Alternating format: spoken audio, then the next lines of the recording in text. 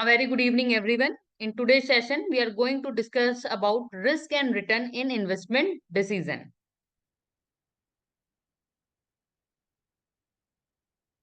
Now, what is risk? Risk क्या होता है? Risk refers to the potential for loss. ठीक है, रिस्क का मतलब क्या होता है? हमें लॉस होने का चांस जो भी रहेगा वो, and the uncertainty associated with an investment. ठीक है, एक ऐसा अनकंडीशन, ठीक है, ऐसी अनसर्टेनिटी जो कि हर एक इन्वेस्टमेंट के साथ एसोसिएटेड रहती है, जो कि हमारे लिए पॉजिटिव भी हो सकता है, वो निगेटिव भी हो सकता है। ठीक है, तो ये क्या कहलाता है? Risk. It is the possibility that things may not go as planned. ऐसा हो सकता है कि जो भी आपने प्लान किया है, जो जब आपने प्लानिंग फेज में थे, मैंने आपको बताया था, जब हम एक फाइनेंशियल मैनेजर जब आपको डिसाइड किया जाता बनाया जाता है किसी भी कंपनी में, तो आप सबसे पहले क्या करते हैं? फोरकास्ट करते हैं कि फ्यूचर का ये रिक्वायरमेंट होगा, ये चीजें ऐसी ऐसी होंगी। बट जरूरी नहीं है जैसा आपने प्लान किया है, जैसा आपने सोचा है, वैसा ही हो। ठीक है, तो वो क्या है? एक रिस्क है, वो हो भी सकता है, वो नहीं भी हो सकता है। वो क्या है? पॉसिबिलिटी है, एक प्रोबेबिलिटी है कि जो भी आपने सोचा है वो होगा, तो it will be beneficial for you. आप अच्छा पैसा जनरेट कर पाएंगे जैसा आप सोचे हैं। और यदि आपके प्लान के हिसाब से नहीं हुआ तो क्या होगा? वो लॉस होगा। तो वो लॉस का जो चांसेस होता है वो क्या कहलाता है? रिस्क। जैसे कि आप शेयर मार्केट में पैसे इन्वेस्ट करते हैं। आपने शेयर प्राइस, आज शेयर है 100 रुपए का, वो शेयर कंपनी का, ठीक है, सपोज टाटा की कंपनी है, ठीक है, टाटा कंज्यूमरेबल गुड्स की एक कंपनी है। आपने 100 रुपए के शेयर आज खरीदा, ये सोच के खरीदा कि अगले साल इसका प्राइस 200 रुपए हो जाएगा, बट नेक्स्ट ईयर उसका प्राइस क्या हो गया? 80 रुपए हो गया। तो वो जो लॉस हुआ वो क्या था? आपका रिस्क था। तो the possibility of the possibility of loss, ठीक है, जो भी लॉस हो सकता है, जो लॉस के चांसेस है, उसको हम क्या बोलते हैं? रिस्क। ठीक है, नाउ हम रिस्क क्यों पढ़ते हैं? क्यों हमें ये चीज को क्रिटिकली हमें ये चीज को एनालाइज करना पड़ता है एज अ फाइनेंस मैनेजर? सबसे पहले ये इन्वेस्टर्स और फाइनेंशियल प्रोफेसर्स के लिए बहुत जरूरी होता है कि हर एक इन्वेस्टमेंट हो या फिर कोई भी प्रोजेक्ट हो, उसमें क्या रिस्क एसोसिएटेड है उसे कैलकुलेट करना। आप कब कैलकुलेट कर पाएंगे? जब आपको पता होगा कि क्या क्या रिस्क होती है डिफरेंट डिफरेंट इन्वेस्टमेंट ऑप्शंस में। It allows them to make inform decision. ठीक है, यदि हमको पता होगा कि इस चीज में इस टाइप की रिस्क एसोसिएटेड है, तो हम सही डिसीजन ले पाएंगे। ठीक है, पहला तो हम सही डिसीजन ले पाएंगे, दूसरा हम जो भी रिस्क मैनेजमेंट स्ट्रेटेजी है वो लगा पाएंगे, तीसरा जो भी हमारा इन्वेस्टमेंट है उसको हम अपने फाइनेंशियल गोल के हिसाब से एज वेल एज अपनी रिस्क की कैपेबिलिटी के हिसाब से हम उसको चूज करेंगे। ठीक है, जैसे हर किसी के रिस्क कैपेबिलिटी अलग अलग होती है, तो जब हम रिस्क को इवेलुएट करेंगे कि इस प्रोजेक्ट में इतना रिस्क है, इतना इस प्रोजेक्ट में, जैसे सपोज आपके पास 5 प्रोजेक्ट है, तो आपने सबके लिए रिस्क कैलकुलेट कर लिया, फिर आप देखेंगे आपकी कितनी कैपेबिलिटी, आप कितना रिस्क ले सकते हैं, उसके हिसाब से आप चूज करेंगे। इसीलिए हमें रिस्क एनालिसिस करना आना चाहिए।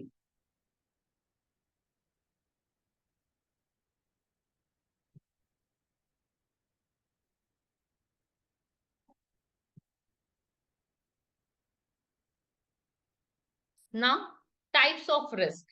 There are different types of risk associated with different project, investment options, etc.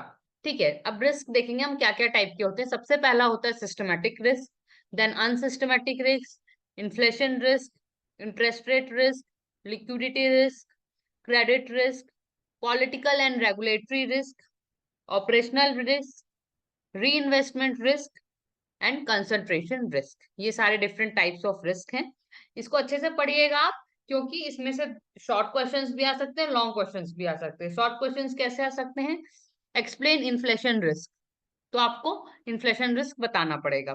ठीक है, लॉन्ग क्वेश्चन में कैसा आ सकता है कि what do you mean by risk and explain its different types. तो ये short as well as long question दोनों के लिए, दोनों के प्रोस्पेक्ट से इंपॉर्टेंट है। ना, अब एक एक करके हम सारे जो डिफरेंट टाइप्स ऑफ रिस्क है उसको देखेंगे कि किस टाइप के रिस्क में क्या क्या चीजें होती हैं। Now the first one is the systematic risk. Systematic risk को हम मार्केट रिस्क भी बोलते हैं। मार्केट रिस्क का मतलब होता है ऐसे रिस्क जो कि जितने भी लोग मार्केट में डील कर रहे हैं सबको इक्वली अफेक्ट करे। जैसे कि कोविड आया था तो क्या हुआ, वो हर किसी को अफेक्ट किया। ऐसा नहीं था किसी मोबाइल इंडस्ट्री को अफेक्ट किया या फिर किसी एक पर्टिकुलर इंडस्ट्री को अफेक्ट किया या पर्टिकुलर कंपनी को अफेक्ट किया। ठीक है, मार्केट रिस्क वो रिस्क होता है जो कि सारे कंपनीज को, सारे इंडस्ट्रीज को, सारे मार्केट सेगमेंट को इक्वली अफेक्ट करता है। ये इनएविटेबल होता है। आप इसको मैनेज कर सकते हैं पर इसको आप हटा नहीं सकते। क्यों?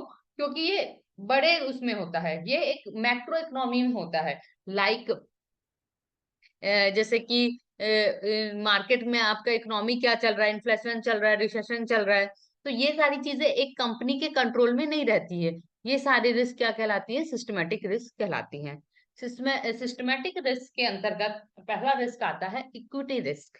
इक्विटी मैंने कल आपको क्लास में बताया था। इक्विटी क्या होता है? इक्विटी शेयर्स होते हैं जो कि real owner of the company होते हैं।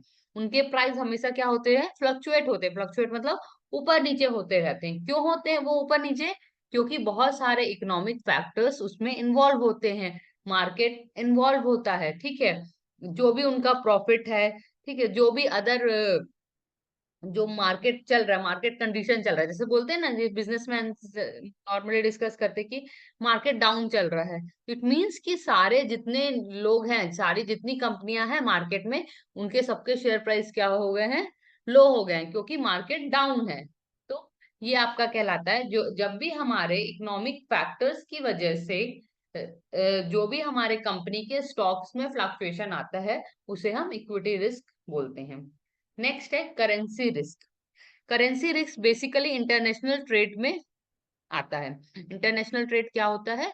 जब हम गुड्स अपने इंडिया से फॉरेन कंपनी में सेल करते हैं या फॉरेन कंपनी से बाय करते हैं, तब ये करेंसी रिस्क फेस करना पड़ता है। आपने देखा होगा जो हमारा एक्सचेंज रेट रहता है वो हमेशा क्या होता है? चेंज होते रहता है।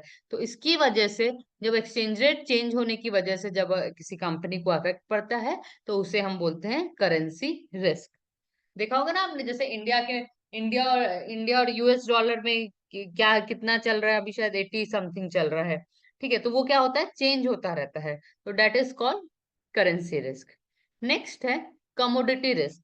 कमोडिटी का मतलब होता है कोई भी वस्तु। अब वो वस्तु क्या हो सकती है? गो, गोल्ड हो सकता है, ऑयल हो सकता है, एग्रीकल्चर प्रोडक्ट हो सकता है। इन चीजों के प्राइस में जो फ्लक्चुएशन आता है, ठीक है, और ये फ्लक्चुएशन क्यों आता है? सप्लाई और डिमांड की वजह से। जब सप्लाई और डिमांड डिमांड जब एक दूसरे से मीट करती, वो एक पॉइंट होता है जो कि उसका प्राइस डिसाइड करता है मार्केट में। तो इस फ्लक्चुएशन की वजह से जो भी रिस्क आता है हम उसे कमोडिटी रिस्क बोलते हैं। जैसे आपने अभी गोल्ड प्राइस इंक्रीज हो गया है, ठीक है, तो क्या है? ये एक क्या है? कमोडिटी रिस्क है।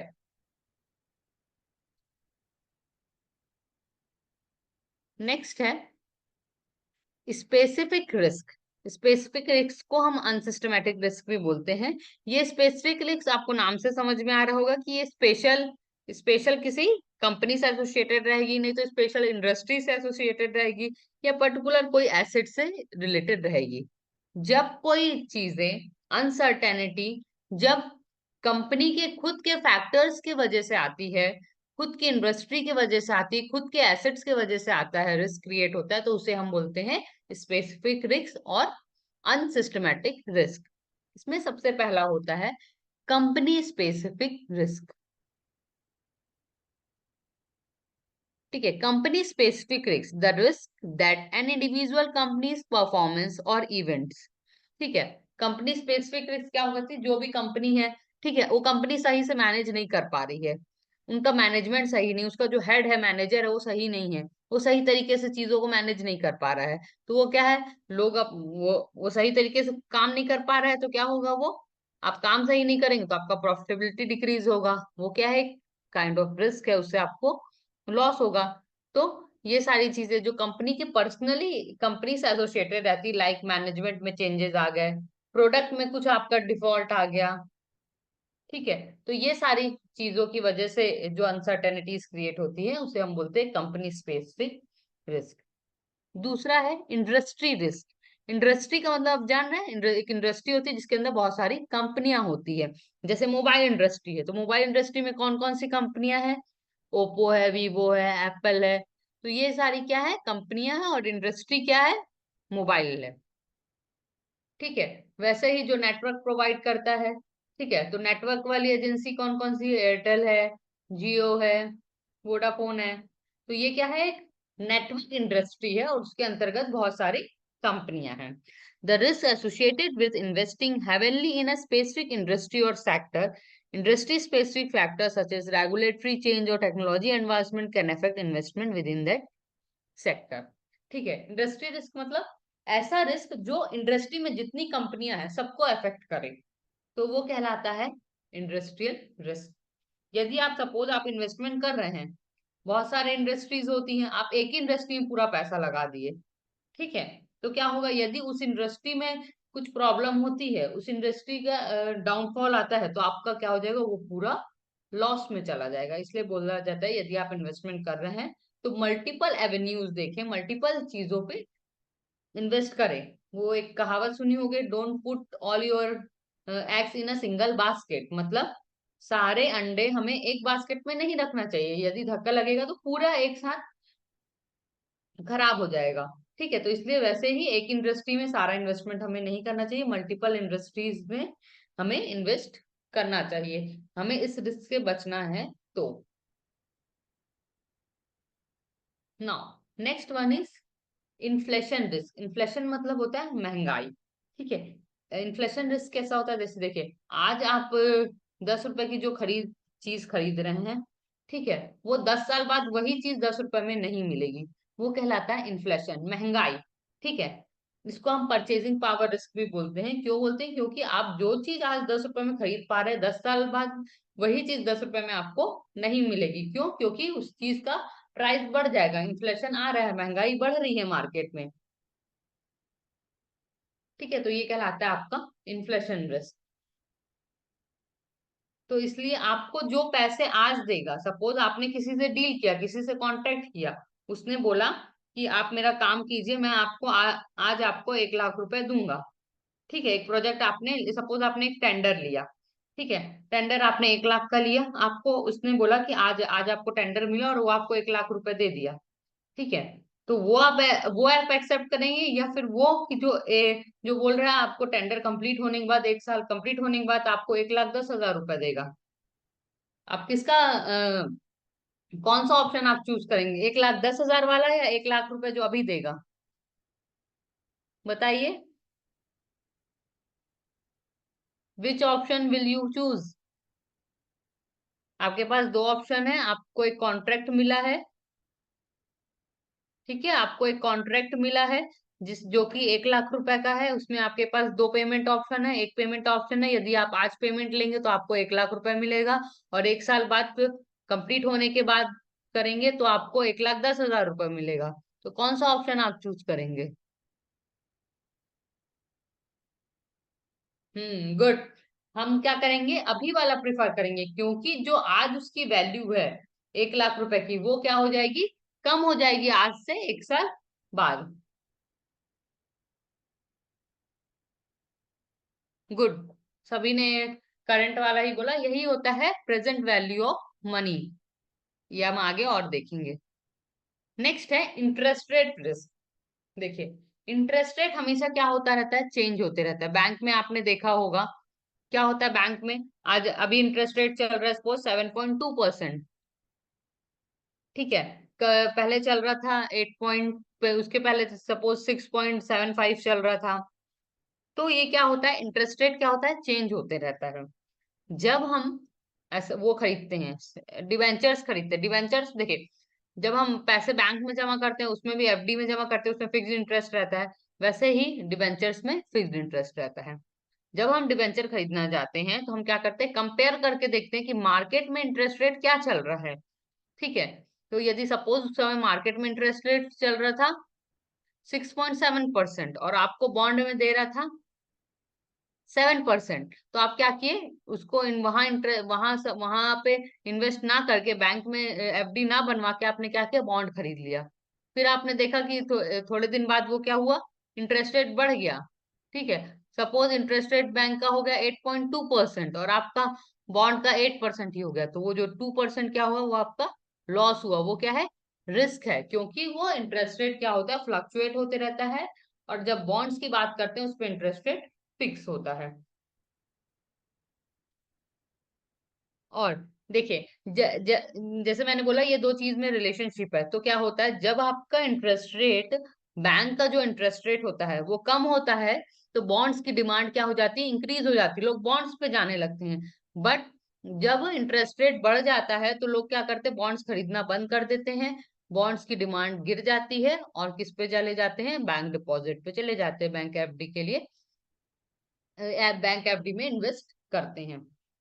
Now next one is liquidity risk. Liquidity risk का मतलब होता है, लिक्विडिटी का मतलब होता है कि हम, हमारा जो भी इन्वेस्टमेंट है वो कितने जल्दी हमको कैश जनरेट करके देगा, कितने जल्दी हमको कैश फॉर्म में हम उसे कन्वर्ट कर पाएंगे, तो वो कहलाता है liquidity risk.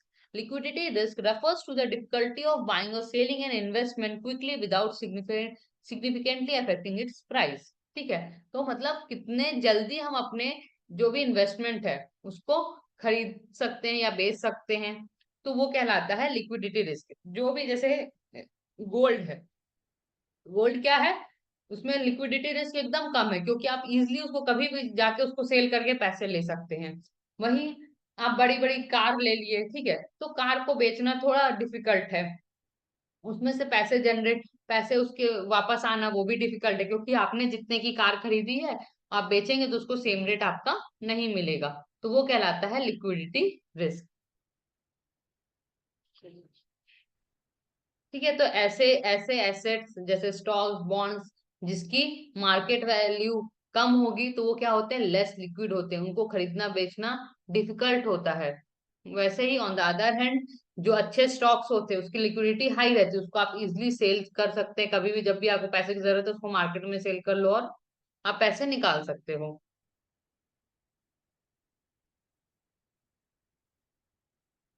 Now next one is credit risk.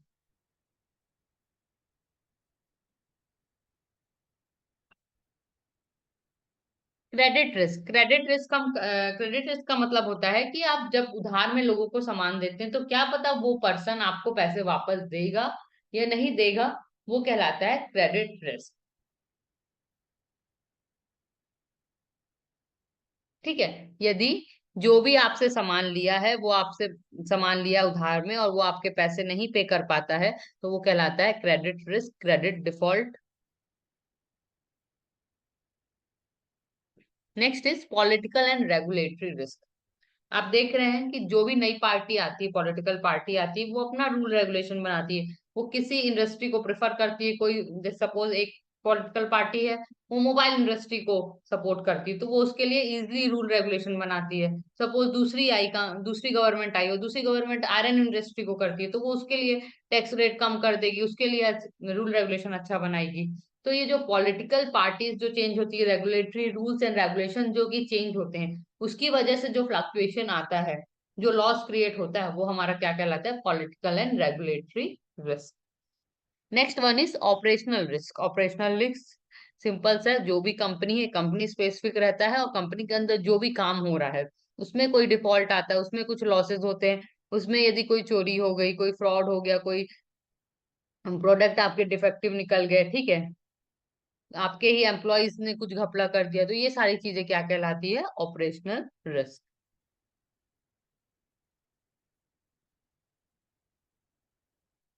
Now, next one is reinvestment risk. Reinvestment risk applies to income generated from investment that must be reinvested at the lower interest rate than the original investment.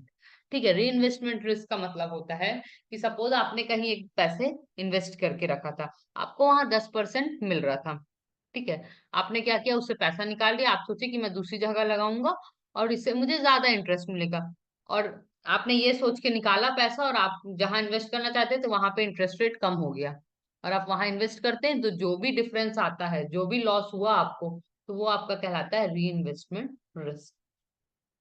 Next one is concentration risk. Concentration risk का मतलब होता है जब हम एक ही जगह पे focus concentrate करके, मतलब एक ही जगह पे हम जब इन्वेस्टमेंट करते हैं, ठीक है, तो वो कहलाता है कंसंट्रेशन रिस्क। कंसंट्रेशन रिस्क दो टाइप का होता है, एक होता है सेक्टर कंसंट्रेशन, दूसरा होता है geographical concentration. Sector construction concentration का मतलब होता है जब हम एक पर्टिकुलर इंडस्ट्री या पर्टिकुलर सेक्टर में ही सारे पूरा अपना प्रोजेक्ट या अपने प्रोडक्ट या एक पर्टिकुलर मार्केट में ही जाके हम क्या करें, अपने प्रोडक्ट को सेल करते हैं, तो वो कहलाता है जियोग्राफिकल कंसंट्रेशन। ठीक है। सेक्टर कंसंट्रेशन क्या होता है, जब हम एक पर्टिकुलर इंडस्ट्री पे ही हम पूरा इन्वेस्टमेंट कर देते हैं, और दूसरा जब हम एक पर्टिकुलर स्पेसिफिक जियोग्राफिकल रीजन पे ही इन्वेस्टमेंट करते हैं और दूसरे जियोग्राफिकल रीजन को हम इग्नोर करते हैं, तो वो कहलाता है geographical concentration.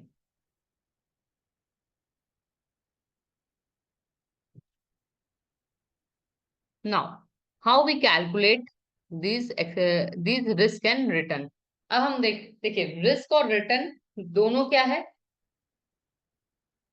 Is the most important part of investment. आप जितना ज्यादा रिस्क लेंगे आपको उतना ज्यादा रिटर्न मिलेगा मार्केट में। ठीक है, फाइनेंशियल मैनेजमेंट में ये क्या है, एक वो है रूल है कि जितना ज्यादा आप रिस्क लेंगे उतना ज्यादा आपको रिटर्न मिलेगा। अब आप बहुत ज्यादा रिस्क भी नहीं ले सकते हैं, बहुत ज्यादा आपको रिटर्न तो बहुत ज्यादा चाहिए, पर रिस्क आप अपनी कैपेबिलिटी के हिसाब से ही ले सकते हैं। तो हमें सबसे पहले क्या आना चाहिए, रिस्क को कैलकुलेट करना आना चाहिए कि हर एक पर्सन या हर एक इन्वेस्टर की अपनी अपनी एक कैपेबिलिटी होती है रिस्क लेने की। सपोज मैं जान रही हूँ मेरी सपोज मेरी इनकम 10,000 है, ठीक है, तो मेरी रिस्क लेने की कैपेबिलिटी कितनी है, मेरी 10,000 तक की लिमिट है, उससे ज्यादा मैं नहीं ले सकती। कोई दूसरा पर्सन है, उसकी भी इनकम 10,000 है, पर वो 12%, 12,000 तक की रिस्क ले रहा है। क्यों ले रहा है, क्योंकि उसके पास कोई सपोर्ट पे है। तो सबकी अपनी अपनी एक रिस्क टेकिंग कैपेबिलिटी होती है। तो हमें सबका जब भी हम इन्वेस्टमेंट करते हैं तो हम देख कैलकुलेट करते हैं कि हमारी कंपनी की कितनी रिस्क टेकिंग कैपेबिलिटी है, और यदि हम इतना रिस्क लेते हैं तो हमको कितना रिटर्न मिलेगा। ये दो चीजें हमें कैलकुलेट करना आना चाहिए। ये दो चीज कैलकुलेट करने के लिए हमारे पास दो फॉर्मूलेज हैं, ठीक है, वो हम डिस्कस करेंगे। पहला एक चीज और मैं बता रही हूँ, देखिए रिटर्न हमारा क्या होता है, दो टाइप का होता है, एक होता है कांस्टेंट रिटर्न, एक दूसरा होता है फ्लक्चुएटिंग रिटर्न। कांस्टेंट रिटर्न मतलब हमको हर साल, आपने आज पैसे इन्वेस्ट किए हैं, आपको हर साल उतना ही परसेंट आपको पैसा मिलेगा। जैसे सपोज आपने डिवेंचर में इन्वेस्ट किया 10,000 रुपए, आपको हर साल कितना मिलेगा, 10% मिलेगा। That is called constant return. दूसरा होता है फ्लक्चुएटिंग रिटर्न, मतलब जो कि मार्केट के ऊपर रहता है कि यदि मार्केट डाउन होगा तो आपको रिटर्न कम मिलेगा, मार्केट बढ़ेगा तो आपको रिटर्न ज्यादा मिलेगा। तो ये कहलाता है fluctuating return. Now how we calculate expected rate of return. आप किसी प्रोजेक्ट को इवेलुएट कर रहे हैं, ठीक है, आपको डिसाइड करना है कि आपके पास 4 प्रोजेक्ट है, उसमें से किसको चूज करेंगे आप। तो उसके लिए क्या करेंगे, आप एक्सपेक्टेड रिटर्न उसका निकालेंगे। एक्सपेक्टेड रिटर्न निकालने का फॉर्मूला होता है expected return is equals to r i into p i. ठीक है, आर आई क्या होता है, return from stock under state i. ठीक है, पीआई क्या होता है, probability that the state i occurs. ठीक है, मतलब सिंपल लैंग्वेज में बोलेंगे तो मतलब जो भी आपको रिटर्न आप एक्सपेक्ट कर रहे हैं कि इतना रिटर्न मिलेगा और इस रिटर्न मिलने की ये प्रोबेबिलिटी है। अपन बोलते हैं ना कि मेरे को लग रहा है ये शेयर जो है वो मेरे को 80% रिटर्न देगा इस साल। ठीक है, और मैं कितना कंफर्म हूँ कि मेरे को ऐसा लग रहा है कि मेरे को 80% लग रहा है कि ये मुझे इतना परसेंट देगा, तो उसकी प्रोबेबिलिटी के साथ उसको क्या करते हैं, रिटर्न को एक्सपेक्टेड रिटर्न को हम क्या करते हैं, मल्टीप्लाई करते हैं, तो हमारा निकल जाता है expected return from that stock. Next है रिस्क। रिस्क निकालते हैं, रिस्क निकालने के लिए हमारे पास रिस्क किसके थ्रू निकालते हैं, हम स्टैंडर्ड डेविएशन और वेरिएंस के थ्रू। तो वेरिएंस का मतलब ही होता है रिस्क। ठीक है, रिस्क को हम किसके थ्रू निकालते हैं, वेरिएंस के थ्रू निकालते हैं। वेरिएंस के थ्रू भी निकाल सकते हैं और स्टैंडर्ड डेविएशन के थ्रू भी निकाल सकते हैं, बट वेरिएंस के थ्रू निकालना हमारा इजी होता है। और वेरिएंस का फॉर्मूला होता है for calculating risk is summation of P I into bracket R I minus expected return whole to the power 2। ठीक है, जो ये 2 दिख रहा है ना आपको, ये सब क्या है, पावर में है। स्टैंडर्ड ये जो आपका वेरिएंस है, वेरिएंस क्या है, ये जो तो जो साइन बना हो उसमें टू द पावर 2 है, और इसमें भी RI माइनस एक्सपेक्टेड रिटर्न में whole to the power 2 square है।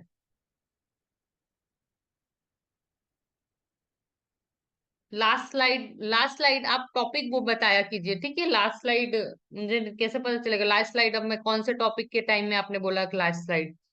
ठीक है, तो टॉपिक बोला कीजिए जो भी नहीं समझ में आएगा। ठीक है, आपको सिंपल देखिए, आपको इसका सिंपल फॉर्मूला आपको याद होना चाहिए। आपसे 2 नंबर में क्वेश्चन पूछ सकता है, how you will find risk.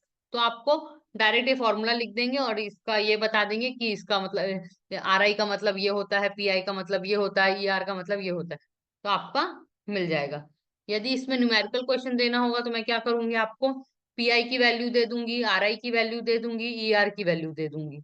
आपको कुछ नहीं करना है, सीधे वैल्यू पुट करना है और आपका आंसर निकल जाएगा। इसलिए सभी लोग रिस्क कैलकुलेट करने का मतलब वेरिएंस का फॉर्मूला याद कर लीजिएगा, और एक्सपेक्टेड रिटर्न फाइंड आउट करने का भी फॉर्मूला याद कर लीजिएगा।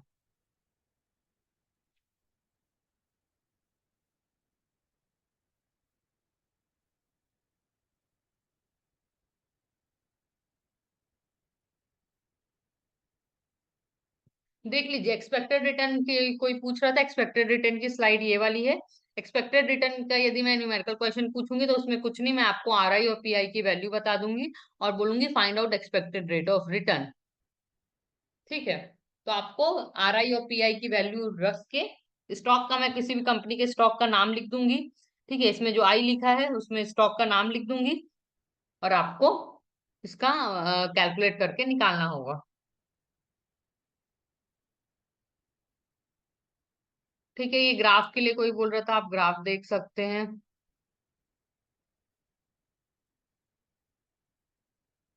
ठीक है, अभी हमने जो टाइप ऑफ रिस्क पढ़ा है और रिस्क और रिटर्न का ट्रेड ऑफ पढ़ा है, तो ये हम इसमें कुछ डाउट है तो आप लोग पूछ सकते हैं। एज अ फाइनेंस मैनेजर आपको हमेशा क्या करना है, एक ऑप्टिमल रिस्क और रिटर्न का एक वो बनाना है,